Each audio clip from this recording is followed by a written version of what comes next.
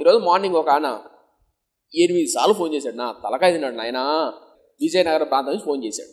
నేను మీటింగ్కి వెళ్ళినప్పుడు కూడా, విజయవాడ ప్రాంతానికి మీటింగ్కి వెళ్ళినప్పుడు కూడా తెల్లవారిన 6:30కు దిగా ట్రైన్ దిగా అంతే. వాళ్ళ కోసం వెయిట్ చేస్తున్నా. ఫోన్ మీద ఫోన్ కొట్టిందే. ఏమైందిరా నాయన బాబు ఏంటంటే, రాత్రంతా శోధన, బాధ. సో అన్నీ కోల్పోయానన్న. ఎగ్జామ్లో సక్సెస్ అవ్వలేదన్న, వ్యక్తిగత జీవితంలో సక్సెస్ అవ్వలేదన్న, వివాహము కాలేదన్న, అన్నింటిలో ఓడిపోతున్నానన్న, చక్కగా నిలబడలేకపోతున్నానన్న అని, దేవుడికి దూరం అయిపోతున్నానన్న అని బాధపడుతున్నాడు. ఈరోజు మార్నింగ్ కూడా ఒక 10 సార్లు ఫోన్ చేశాడు, మెసేజ్ పెట్టాడు. ఒక్క సెకండ్లు అన్న, 10 సెకండ్లు అన్న నా కోసం ప్రార్థన. ఇలా జీవితంలో కోల్పోతున్న వాళ్ళు, దేవుని సన్నిధి నుంచి దూరం అయిపోతున్న వాళ్ళు చాలా మంది ఉన్నారా లేదా? ఉన్నారు.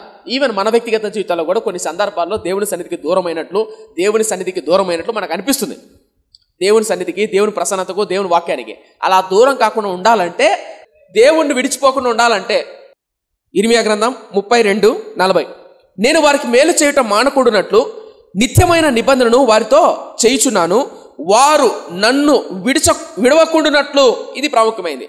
వారు నన్ను విడవకుండునట్లు వారి హృదయములలో నా ఎడల భయభక్తులు పుట్టించేదను. రైట్. ఏంటంటది? ఇశ్రాయేలు ప్రజలు అనగా క్రైస్తవులమైన మనం కూడా దేవుని విడిచిపోకుండా ఉండాలంటే, ఆయన సన్నిధి విడిచిపెట్టకుండా ఉండాలి అంటే, మన ప్రార్థనలో శక్తి ఉండాలంటే ఏముండాలా? భయం ఉండాలా. ఆ భయం ఉంటేనే దేవుడికి దగ్గర ఉంటాం. చాలామంది జీవితాల్లో ఒక లక్ష్యాలు, గురి, గమ్యాలు పెట్టుకుంటారు. కానీ ఆ లక్ష్యాలు, గమ్యాలు చేరుకోలేకపోతారు. దానికి రకరకాల కారణాలు ఉంటాయి. కానీ లక్ష్యం నుంచి, గమ్యాన్ని నుంచి ప్రాముఖ్యంగా క్రైస్తవుడు తొలగిపోవడానికి బలమైన కారణం ఏంటి?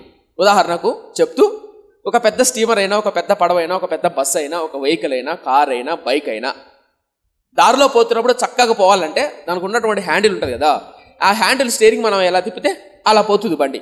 ఒకవేళ ఆ స్టీరింగ్ మనం ఎటు పడితే అటు తిరిగినప్పుడు, ఆ స్టీరింగ్ చక్కగా లేనప్పుడు, చక్కగా లేకపోతే ఎటు పడితే అటు వెళ్ళిపోతుంది. కొన్నిసార్లు కొన్ని బండ్లు లెఫ్ట్కి లాగుతాడు, పక్కగా లాగుతుంది అని అంటాం, అవునా? అలాగే వ్యక్తిగత జీవితాల్లో, మనిషి జీవితంలో కూడా ఒక స్టీరింగ్ ఉంది. మన మనుషులం కదా, మన మనుషులను కూడా నడిపించబడతా అంటాం. అలా నడిపించబడుతున్నప్పుడు ఎటు పడితే అటు తిరుగుతారు కొంతమంది. ఉదాహరణకు ఈరోజు ఎందుకు ఈ నిర్ణయం తీసుకున్నావంటే, మా ఆవిడ చెప్పిందండి, మా ఆంటీ చెప్పాడండి, లేదా పలానా వ్యక్తి చెప్పింది, నా గర్ల్ ఫ్రెండ్ చెప్పింది, నా బాయ్ ఫ్రెండ్ చెప్పాడు ఈ నిర్ణయం తీసుకోమని. ఈరోజు మందిరానికి వెళ్ళొద్దు అన్నాడు కాబట్టి నేను వెళ్ళట్లేదు, పోవద్దు అన్నాడు కాబట్టి పోవట్లేదు, ఉండమన్నాడు కాబట్టి ఉండమన్నా అని కొన్ని నిర్ణయాలు తీసుకుంటారు. ఎప్పుడైనా అబ్జర్వ్ చేశారా? ఆ నిర్ణయాలు తీసుకున్నప్పుడు ఆ నిర్ణయాలు బట్టి అటు ఇటు మళ్ళీపోతుంటారు. సో అలా మళ్ళకోకుండా మన జీవితం స్ట్రిక్ట్గా, స్ట్రైట్గా, చక్కగా అనుకున్న గమ్యానికి, లక్ష్యానికి చేరాలంటే మన మనస్సాక్షి అన్నటువంటి స్టీరింగ్లో భయం అనేది ఉండాలి. మన మనస్సాక్షి అనే స్టీరింగ్లో ఏముండాలా? భయం ఉండాలి. మనస్సాక్షి లేనివాడు ఎటు పడితే అటు వెళ్తాడు. అప్పుడప్పుడు అంటారు పెద్దలు, నువ్వు మనిషివే కాదురా, నీ మనస్సాక్షి ఉందారా అంటారు. అవునా? మనస్సాక్షి ఉంటే ఎటు పడితే అటు వెళ్ళం. ఇది తప్ప, ఒప్ప, రైటా, మంచా, చెడా, వెళ్ళొచ్చా, వెళ్ళకూడదా తెలుస్తూ ఉంటాయి. ఈ మనస్సాక్షిలో ఏముండాలా? భయం ఉండాలా. ఆ భయం యొక్క గొప్పతనం ఏంటో పోయిన వారం మనం ధ్యానం చేశాం. ఉదాహరణకు పొతిఫర్ భార్య యోసేపు దగ్గరకు వచ్చి రా పాపం చేద్దామంటే యోసేపు ఏమన్నాడు? ఇంత ఘోరమైన దుష్కారం నా దేవుని ఎదుట ఎలా చేస్తున్నావు అన్నాడు. అవునా? దేవుడు చూస్తున్నాడా? మరి మనల్ని చూస్తున్నాడా? మరి మనం భయపడడం, యోసేపు భయపడ్డాడు. అలా భయము పెరగడానికి, భయముగా ఉండడానికి, భయభక్తులతో బతకడానికి కారణం ఏంటి? మనలో భయం పెరగాలంటే ఏం చేయాలి?